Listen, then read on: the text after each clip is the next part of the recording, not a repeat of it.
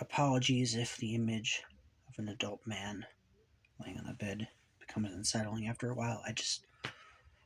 I don't know, for various reasons, this is just a more comfortable video setup for me because I have back problems and standing in an upright position perfectly still after a while becomes a problem for me, and there's various things. But nonetheless, getting to the video topic, as I'm going to call it, I believe, we need to get over ourselves, parentheses, even me. Or rather, probably, even me suggests that I'm less so. Me also, probably, I should title it. Or something probably more grammatically consistent, but something regarding that. Me as well, I think.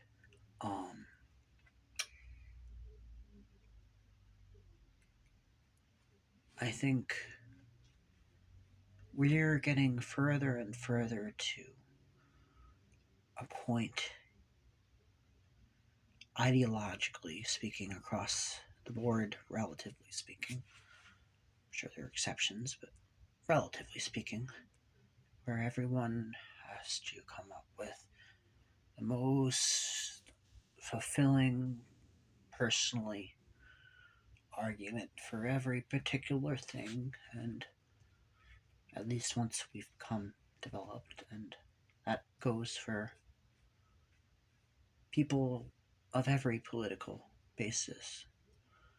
Perhaps, maybe, you could argue some less so than others, but I'm not really in the argument of in the business of splitting hairs like that.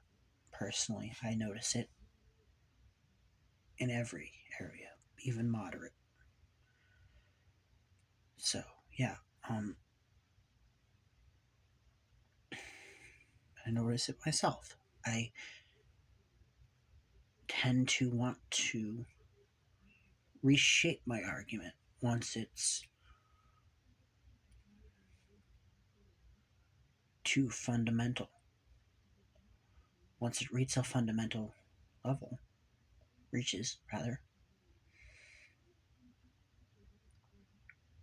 I all of a sudden alarm bells ring in my head, and I'm like, oh my god, I need to reshape this. And I make sure to only have the major arguments that are present be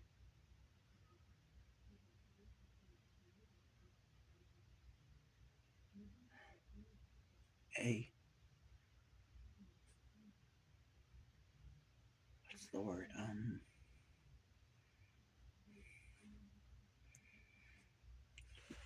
Rewording. I make sure that I go through levels where I start an argument in my head, go through all of the potential counters that I can myself see, then go to the people I don't care about as much what they think, see what they think, and go further and further until I can be less and less questioned by the wider populace, of which considers. And I'm probably an extreme example of this. I doubt most people go to this extent, but I still nonetheless notice people backing off from saying too much at certain times because they're fearing people's judgment. And that's not necessarily a new thing, I don't think. It's probably in human nature, but I think we're feeding into human nature too much, by which we, in which rather we hide our truest beliefs behind a guise of just putting this out there, kind of thing. And I think think we need to be more open. But before we're more open, we have to be more considerate, because I think we've become too inconsiderate. And I know I'm saying I think a lot, but due to the nature of this, I can't really, again, forefront most of my opinions to most people. So I'm not really in the business of understanding completely what's going on. But from what I can gather, we're too afraid because I don't want to be, I'm not anti-liberal, I'm not anti-conservative either, I'm not anti-anything. I'm not anti this, that. I'm a person who has gone through many emotional issues myself. It's probably evident. So I don't mean to come off like I am trying to antagonize anybody who is. But the whole, in my opinion, triggering, 1 second. Luckily they left immediately. But whole triggering aspect taken to a certain degree, I think is harmful for us, because you just have an immediate alarm bell, whether it be conservatively based opinions, liberally based opinions, what have you, where it's like, this makes me uncomfortable. I can't listen to it. When it's good that it makes you uncomfortable, it doesn't necessarily mean that you have to adhere to that belief. If it makes you uncomfortable and you disagree, state so, but stop trying to not listen. And entertainment is separate. Like, if it genuinely upsets you to such a degree to watch The Office, for instance, cringe comedy, you try it a bit, I would recommend, but if you can't do it, don't do it. That's entertainment, especially sitcom-based entertainment. I don't want you to push yourself to enjoy something that you don't enjoy. But in terms of conversation, where you need to understand point of view, and point of view that is separate from you necessarily intertwines with something that causes discomfort, it's necessary. The discomfort is a recognition of a clash, and that clash is necessary. A clash is not only necessary in the fact that it will necessarily happen, it's necessary for you to experience. Apologies. But I am not in the business of judging anyone for these things. Sorry. I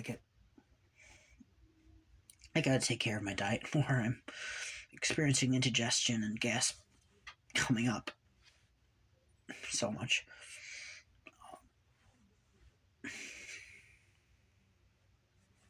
Sorry.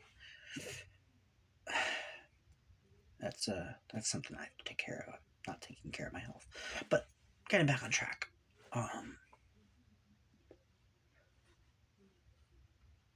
We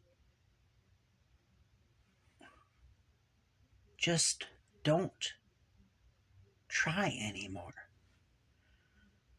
Me included. To assimilate points of view, points of action, points of emotion that are in contrast to our own personal center. And I'm not saying, we should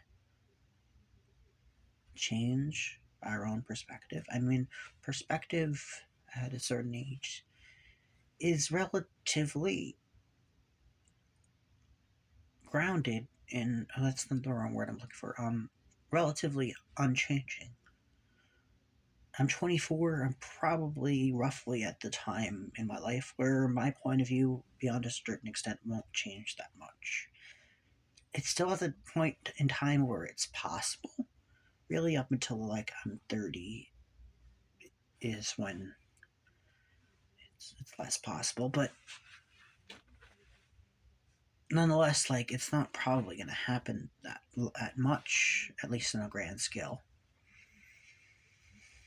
But that doesn't mean I can't assimilate. I can't make my point of view more wide scoping, change the perspective a little bit of it. You can do that at any age. You can do that at 80. It might be harder once you're 80, but possible. So I just think we're limiting ourselves too much.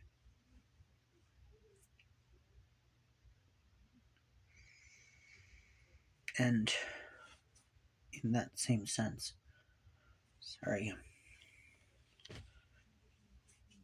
in that same sense, we're becoming just inconsiderate, as I said before. Well, I didn't say the word inconsiderate, but mentioned that we're not considerate. We're just inconsiderate, and I don't mean that from a emotional perspective necessarily, though it does relate to that. I just mean from the actual root word considerate, like consideration. We are not considering other things, which that's just, if there's one thing I find that separates human beings um, for the positive angle rather than the negative, it's being considerate.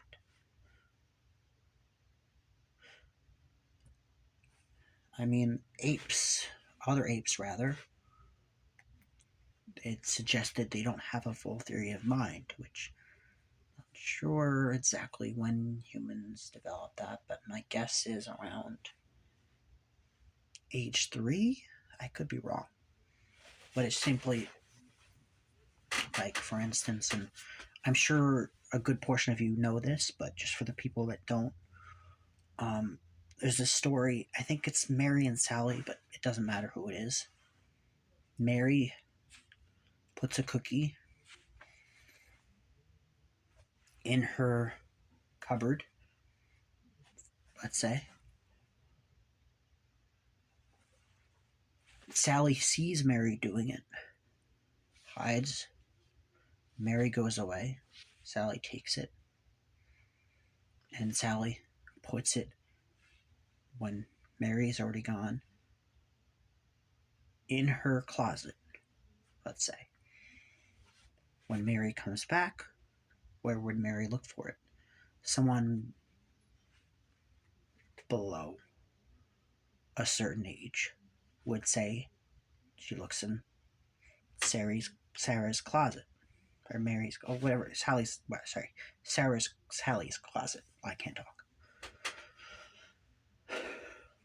But that's because they don't have a theory of mind yet that someone has access to information that they don't. And that's consideration. Different than just reason, because reason alone wouldn't get to that point. Consideration, considering the whole picture. And I think we still, I'm sure, have a theory of mind by a certain age, but I don't think we apply it fully.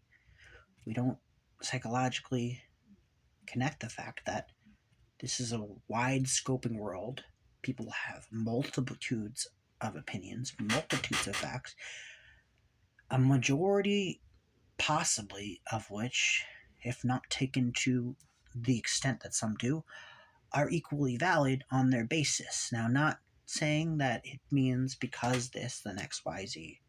to a certain extent. There's certain things that should never be, you know, to say that, for instance, to the majority direction that, let's say, some race or some sex or some whatever should be eradicated. That is a necessarily not good opinion.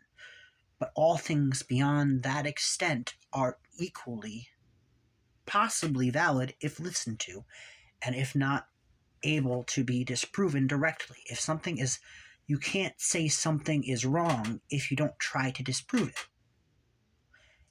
You can't just say this doesn't feel good. I don't like it. It's wrong. That's not being a developed intellectual person. And I'm not saying intellectual as a intellect, like this smart, like I'm saying intellect as a pursuit. It's not intellectually developmental as a pursuit. You have to be willing, even if you are a person that, for instance, went to college and is talking to someone who didn't, or vice versa, either end of the spectrum, have to be willing to have a debate with everyone if you're going to claim certain things. If you don't claim anything, if you just live, c'est la vie, then that's fine. Don't talk to people you don't like, I guess. That's fine. But if you're going to be a living, intellectually pursuing person, you have to be willing to talk to everyone, every belief, beyond a certain extent, perhaps, of things that are clearly wrong. But really, only things that are clearly wrong are things that directly harm people. Anything beyond that is debatable. And I think we should attempt to talk more to these things.